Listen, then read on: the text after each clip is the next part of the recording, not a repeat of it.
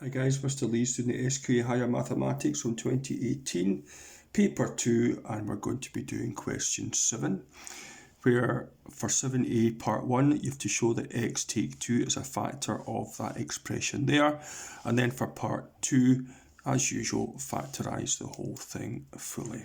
Okay, so here's what you do. The first thing you do is you note down that if x take 2 is a factor, then f of 2 is actually 0. Okay, so what we do is we write down the coefficients 2, minus 3, minus 3, 2. There, hopefully your teacher has told you what this is all about. 2 minus 3, minus 3, 2. And let's just go on and complete the sum. So, let's see, he's checking we're all okay. Yeah, the 2 comes down. 2 2s are 4. 4 take 3 is 1. 2 1s are 2. And 2 take 3 is minus 1. 2 times minus 1 is minus 2. Take 2 gives you 0. So f of 2 is 0. So x take 2 is indeed a factor. So for part 2, we want to factorise the whole thing. So one factor we already have, of course, is the x take 2. And if you look at what's left here, we have 2, 1, minus 1. That corresponds to 2x squared plus 1x plus x. Take 1. Hopefully your teacher's explained why that's the case. Factorise this one to be 2x take 1 times x plus 1. And that's that done completely. Okay. Now for part B, I'll just give you a quick look at it so you can see what I'm talking about. Part B, the fifth term, u5 of a sequence is, the fifth term equals 2a take 3. Now the terms of the sequence satisfy the reconciliation where un plus 1 is a times un take 1. That means that the next term of a sequence is a times the previous term take 1. And then you have to show that this is the case. So this might seem a bit odd, but let's just go on and see why it's the case. So hopefully we can all see this. Okay, so first of all, given that the next term is a times the previous term, take 1, that means that the sixth term must be a times the fifth term, take 1. What is the fifth term? It's 2a take 3.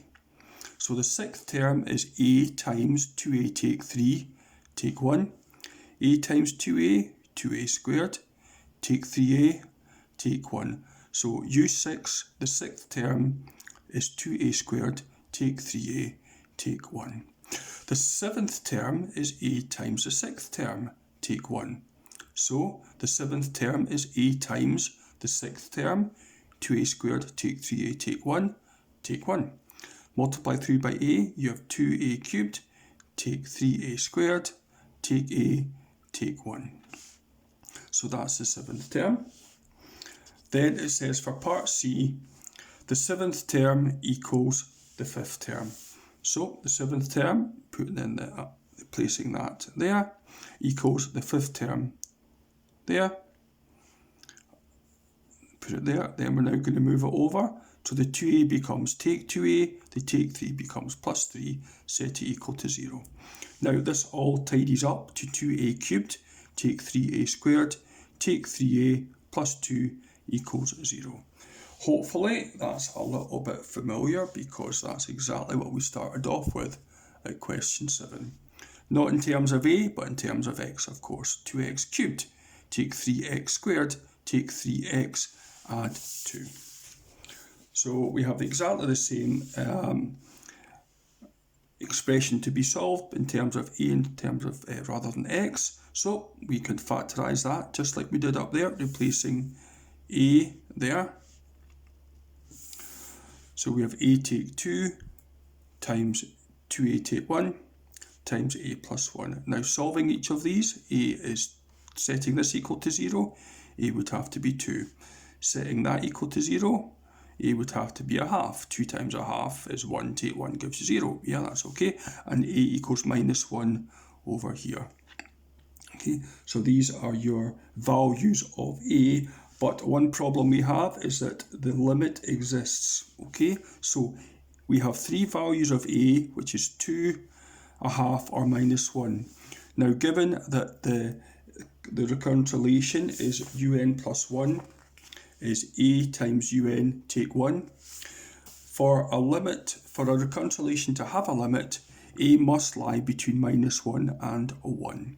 Okay, there's only one value of a that works there, and that is a half. So a has to be a half. So the recurrent relation is un plus 1 is a half un take 1. Okay, and then for the very last one, it says what actually is the limit. This is for C part 2. Calculate the limit. Well, the limit is b over 1 minus a. So it's -1 over 1 minus a half. So how many halves go into 1? 2 of them, of course. So the limit is -2.